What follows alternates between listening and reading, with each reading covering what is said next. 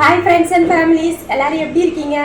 நல்லா இருப்பீங்கன்னு நம்புகிறேன். ரொம்ப நாளைக்கு அப்புறம் நம்ம இன்றைக்கி ஒரு விளாக் பார்க்க போகிறோம் ஃப்ரெண்ட்ஸ். நம்மளோட குமரி வாழ்க்கை சேனலுக்கு உங்கள் எல்லாரையும் வெல்கம் பண்ணுறேன். ஒரு சந்தோஷமான விஷயம், நம்மளோட குமரி வாழ்க்கை சேனல் வந்து 500 சப்ஸ்கிரைபர்ஸ் கிராஸ் பண்ணி நல்லபடியாக போயிட்டுருக்கு. ஷார்ட்ஸ் எல்லாமே நிறைய வியூஸ் போகுது, நிறைய லைக்ஸ் வருது, கமெண்ட் வருது, ரொம்ப ஹாப்பியாக இருக்குது. லென்த் வீடியோ தான் நம்மளால் நிறைய போட முடியல ஃப்ரெண்ட்ஸ். இன்றைக்கி கொஞ்சம் டைம் இருக்குன்றதுனால நம்ம இன்றைக்கி காலையிலேயே ஒரு குக்கிங் விளாக் பார்க்கலாம், ஓகேங்களா? மீன் குழம்பு செய்ய போகிறோம் ஃப்ரெண்ட்ஸ். கன்னியாகுமரி ஸ்டைலில் நம்ம வந்துட்டு ஒரு மீன் குழம்பு எப்படி செய்கிறதுன்னு பார்க்கலாம்.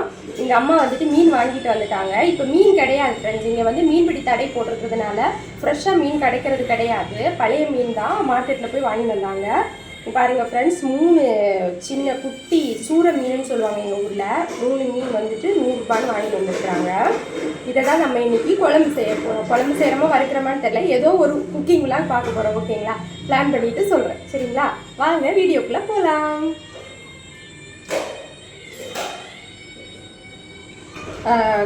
கன்னியாகுமரி ஸ்டைலில் நம்ம வந்து மீன் குழம்பு செய்கிறோன்னா நமக்கு முக்கியமாக தேவைப்படுறது வந்து தேங்காய், ஓகேங்களா? தேங்காய் இல்லாமல் நம்ம மீன் குழம்பு செய்ய மாட்டோம்.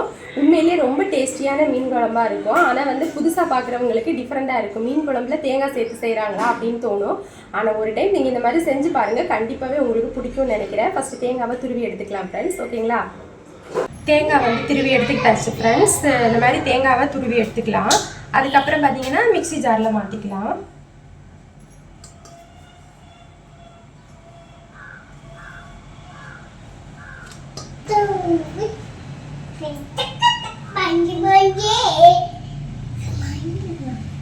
தேங்காய் கூடவே ஒரு 2-3 பூண்டு சேர்த்துக்கலாம். அப்புறம் பார்த்தீங்கன்னா சின்ன வெங்காயம் வந்துட்டு ஒரு 4-5 பீஸ் சின்ன வெங்காயம் சேர்த்துக்கலாம். கொஞ்சமாக வெந்தயம் சேர்த்துக்கலாங்க. ஜீரகம் கொஞ்சம் சேர்த்துக்கலாம்.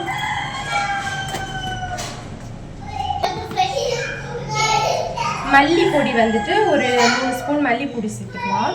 இங்கே வந்து பார்த்தீங்கன்னா குழம்பு மிளகாத்தூள் எல்லாம் சேர்த்து அரைச்சி வச்சுருக்க மாட்டோம். தனியாக மல்லித்தூள் இருக்கும், மிளகாத்தூள் தனியாக தான் இருக்கும். மல்லித்தூள் சேர்த்துக்கலாம்.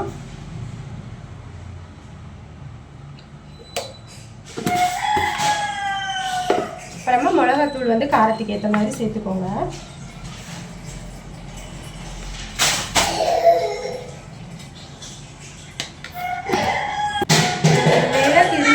மிளகாவே சேர்த்துக்கோங்க, அப்படி இல்லைன்னா மிளகு தூள் சேர்த்துக்கோங்க, சரிங்களா? பெப்பர், ஒரு பச்சை மிளகாய் வந்து கட் பண்ணி போட்டுக்கோங்க.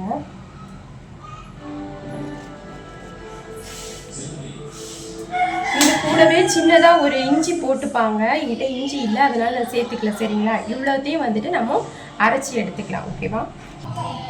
அரைச்சி எடுத்தாச்சுங்க. இதில் நம்ம வந்துட்டு மஞ்சத்தூள் ஆட் பண்ண மறந்துட்டோம், அந்த அப்புறமா குழம்புல சேர்த்துக்கலாம். கழுவி எடுத்துட்டோம்.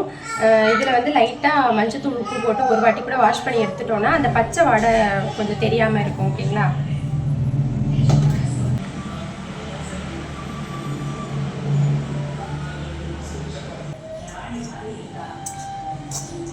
இதில் இருந்து பசங்களுக்கு வறுக்கிறதுக்காக ஒரு 2-3 பீஸ் மீன் எடுத்துக்கலாம் ஃப்ரெண்ட்ஸ்.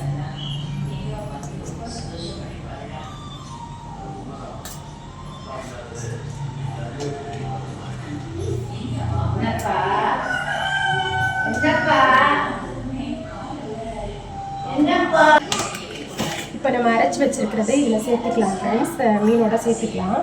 அதுக்கு முன்னாடி வந்துட்டு மாங்காய் கட் பண்ணி வச்சுருக்கிறேன். மாங்காய் வந்து தேவைன்னா போட்டுக்கலாம். மாங்காய் போட்டால் இன்னும் கொஞ்சம் டேஸ்ட்டு கொடுக்கும் குழம்புக்கு, அதுக்காக தான் மாங்காய் கட் பண்ணி வச்சுருக்கிறேன். மாங்காய் ஆட் பண்ணிக்குவோம்.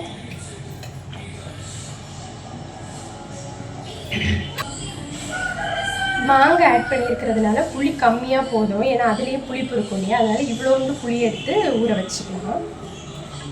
புளி ஊற வச்சுக்கலாம்.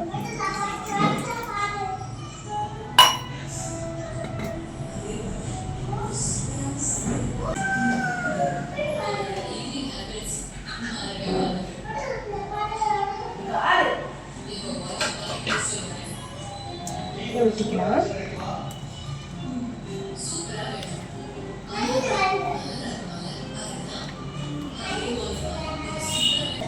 புளி கரைச்சி ஊற்றிக்கலாம் ஃப்ரெண்ட்ஸ். நம்ம அரைக்கும் போது மஞ்சத்தூள் போட மறந்துட்டோமா, அதனால் மறக்காம மஞ்சத்தூள் போட்டுக்கலாம்.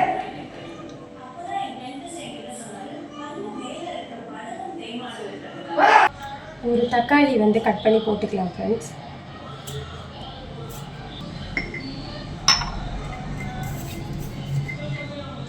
உப்பு போட்டுக்கலாம் தேவைக்கு ஏற்ற மாதிரி.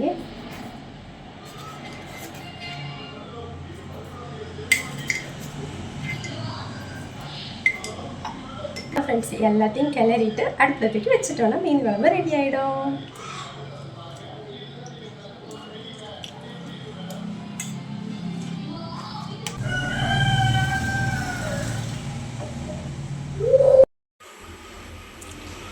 அவ்வளோதாங்க, மீன் குழம்பு கலந்து அடுப்பில் வச்சுட்டோம். இது ரெடி ஆகட்டும். நம்ம அதுக்குள்ளே வந்துட்டு வறுக்கிறதுக்கான மீனுக்கு மசாலா போட்டு வச்சிடலாம். ஓகேங்களா? இவ்வளவும் வந்துட்டு நம்ம வறுக்கிறதுக்காக எடுத்து வச்சுருக்குறோம். இதில் வந்து மசாலா போட்டு ரெடி பண்ணி வச்சிடலாம். அப்போ அது குழம்பு ரெடி ஆகும்போதே நம்ம வந்து இதை வறுத்து எடுத்துக்கலாம். ஓகேங்களா? வறுக்கிறது பார்த்திங்கன்னா உப்பு, மஞ்சத்தூள், மிளகாத்தூள், மல்லித்தூள் கொஞ்சம் போட்டு தண்ணி சேர்த்து கலந்துட்டு அதில் போட்டு ஃபிஷ்ஷை நம்ம பரட்டி எடுத்துக்கலாம். மாதிரி எடுத்துட்டு அதுக்கப்புறம் மீனை போட்டு கலந்துக்கலாம்.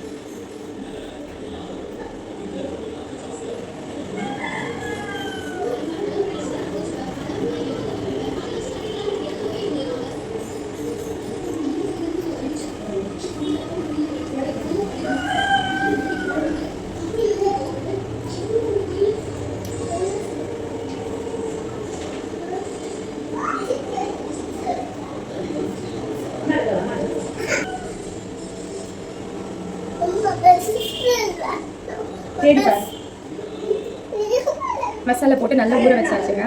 மீன் குழம்பு ரெடி ஆகும்போது இது ஊறிட்டு வறுத்துக்கலாம். சரிங்களா? குழம்பு கொதிச்சு வர ஆரம்பிச்சிருச்சு ஃப்ரெண்ட்ஸ். ஆக்சுவலாக இது நம்ம தேங்காய் சேர்த்து இந்த மாதிரி பண்ணும்போது இந்த மஞ்சள் கலரில் தான் வரும்.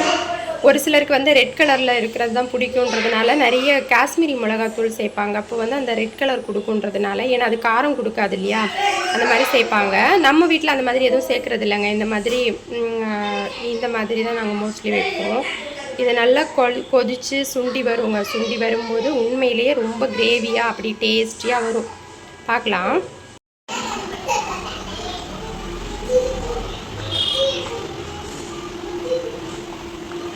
குழம்பு ஆல்மோஸ்ட் ரெடி ஆகிடுச்சுங்க. தாளிச்சிடலாம்.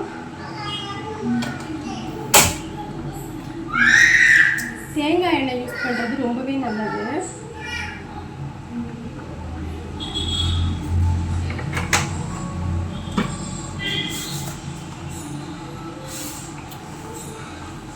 கடுகு கொஞ்சம் நிறைய சேர்த்துக்கோங்க.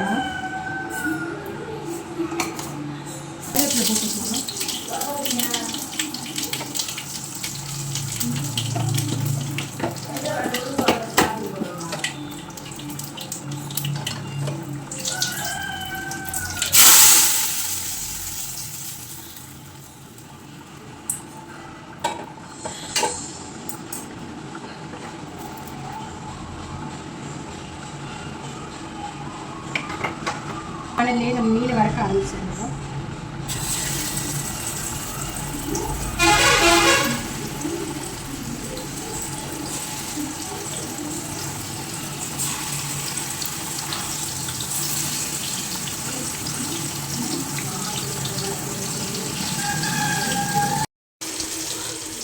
பார்த்தீங்களா, ஃபைனலாக மீன் குழம்பு ரெடி ஆயிடுச்சு. அவ்வளோதாங்க, சிம்பிளாகவே செஞ்சிடலாம்.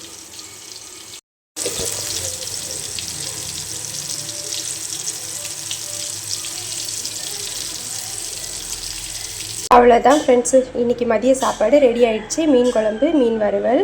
வீடியோ பிடிச்சிருந்தா சேனல் மறக்காமல் சப்ஸ்கிரைப் பண்ணுங்கள், லைக் பண்ணுங்கள், கமெண்ட் பண்ணுங்கள். பாய்.